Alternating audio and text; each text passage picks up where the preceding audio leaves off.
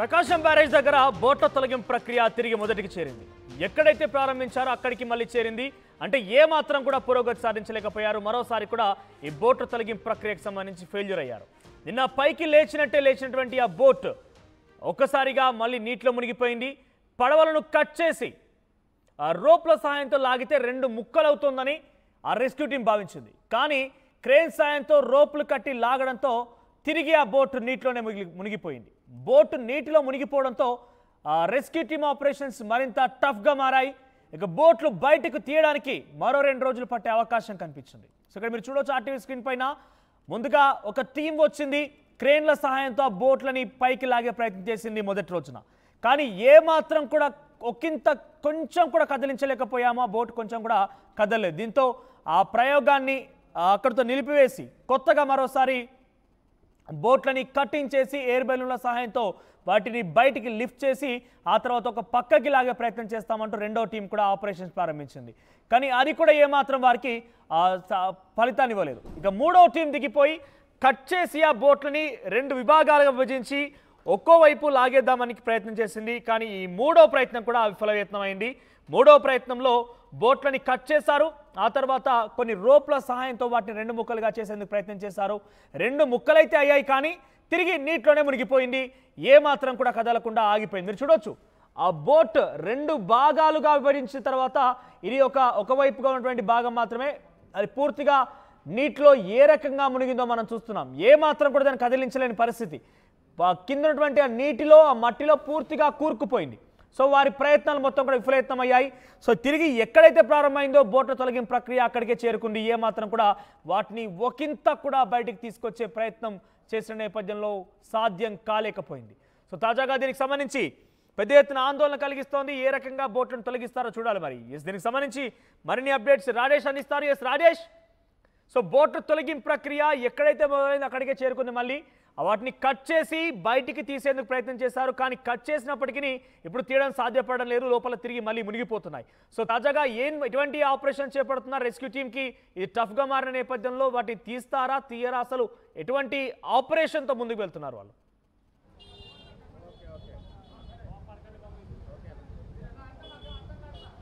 ప్రస్తుతానికి నిన్న సాయంత్రం మునిగిపోయినటువంటి బోట్లు కొంచెం బయటకు వచ్చాయి. ఇప్పుడు రెస్క్యూ ఆపరేషన్ బోట్లు బయట తీసి ఆ పనులన్నీ కూడా కొనసాగుతున్నాయి. ప్రస్తుతం మనం ప్రకాశం బ్యారేజ్ వద్ద ఉన్నటువంటి తాజా దృశ్యాలు ఒకసారి మనం చూస్తే కనుక అక్కడ ఉన్నటువంటి బోట్ని ప్రయత్నాలు అయితే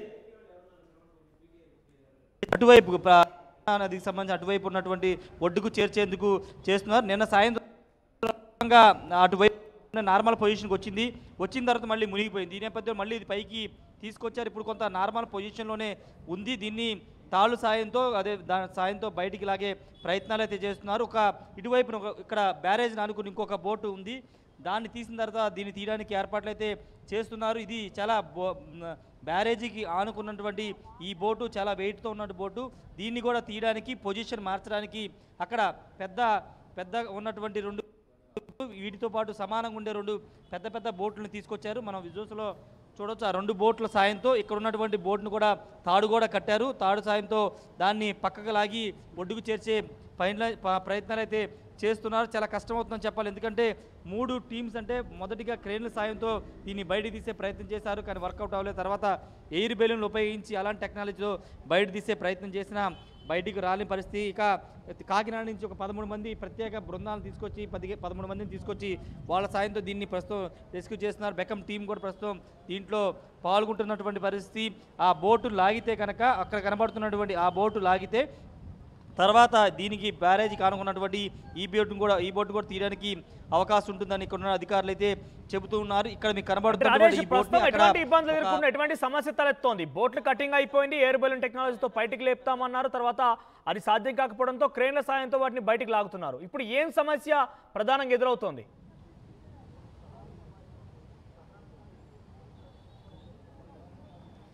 సమస్య అంటే బోట్లు నార్మల్ పొజిషన్ రావడమే ప్రధాన సమస్య కనబడుతుంది. నార్మల్ పొజిషన్కి వస్తేనే ఆ బోట్ని బయటకు తీయడానికి వీలవుతుంది. కాబట్టి ఆ నార్మల్ పొజిషన్ తీసుకురావడానికే వీళ్ళు చాలా ఇబ్బందులు పడుతున్నారు. ఎందుకంటే నార్మల్ పొజిషన్కి రాలేని పరిస్థితి, పూర్తిగా బోట్లు ఇరుక్కుపోయే లోపలికి ఇరుక్కుపోవడంతో వాటిని నార్మల్ పొజిషన్ తీసుకురావడానికి చాలా కష్టపడ్డారు.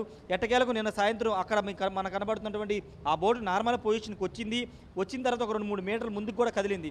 తర్వాత అది ఒక్కసారిగా మళ్ళీ ఆ నీటిలో మునిగిపోవడంతో దాన్ని మళ్ళీ పైకి లేపి ఇప్పుడు నార్మల్ పొజిషన్ తీసుకొచ్చి ఒడ్డుకు లాగే ప్రయత్నాలు చేస్తున్నారు. ప్రధానంగా ఉన్న సమస్య నార్మల్ పొజిషన్ తీసుకురావడమే. నార్మల్ పొజిషన్ తీసుకొస్తే కనుక పెద్ద సమస్య ఉండదు. పెద్ద బోట్లు 3 బోట్లు తీసుకొచ్చారు కాబట్టి వాటికి తాళ్ళు కట్టి ఒడ్డుకు చేర్చవచ్చు. కాబట్టి ప్రస్తుతానికి ఈ నార్మల్ పొజిషన్కి అయితే తీసుకొస్తున్నటువంటి సిచ్యువేషన్ అయితే ఇక్కడ మనకి కనబడుతుంది. పూర్తిగా ఈ బోట్లన్నీ కూడా ఈరోజు సాయంత్రం లేదా రేపటికల్లా బయటికి తీస్తామని ఉన్నటువంటి సిబ్బంది కానీ అధికారులు అయితే చెబుతున్నారు. చూడాలి మరి సాయంత్రం కల్లా వస్తాయా లేదా అనేది.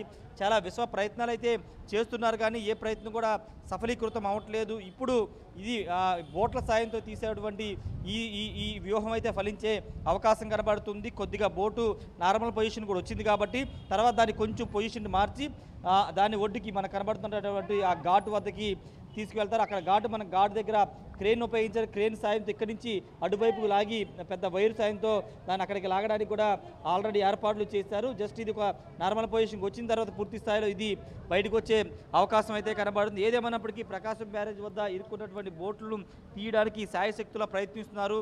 వాస్తవంగా గేట్లు డ్యామేజ్ తర్వాత కౌంటర్ వెయిట్లు చాలా తొందరగానే అమర్చారు కానీ బోట్లు మాత్రం చాలా కష్టతరం అవుతుందని చెప్పాలి మనోజ్. సాయంత్రం లేదా రేపటి నాటికి పూర్తి స్థాయిలో బోట్లు వెలికి వచ్చే అవకాశం అయితే కనబడుతుంది.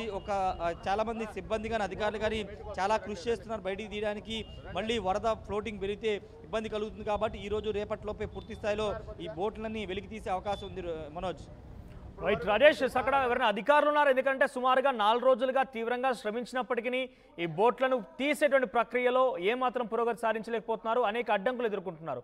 సో ఈ రోజు ఈ బోట్లకు సంబంధించి కొలికి వచ్చే అవకాశం ఉందా? బయటికి తీయడానికి ఒక ప్రత్యామ్నాయ మార్గాన్నో లేకపోతే ఒకటి తీసే అవకాశం కనబడుతుందా? అధికారులు ఏం చెప్తున్నారు? వారెవరైనా కనుక అక్కడ సమీపంగా కనుక ఉంటే వారితో మాట్లాడించే ప్రయత్నం చేయండి.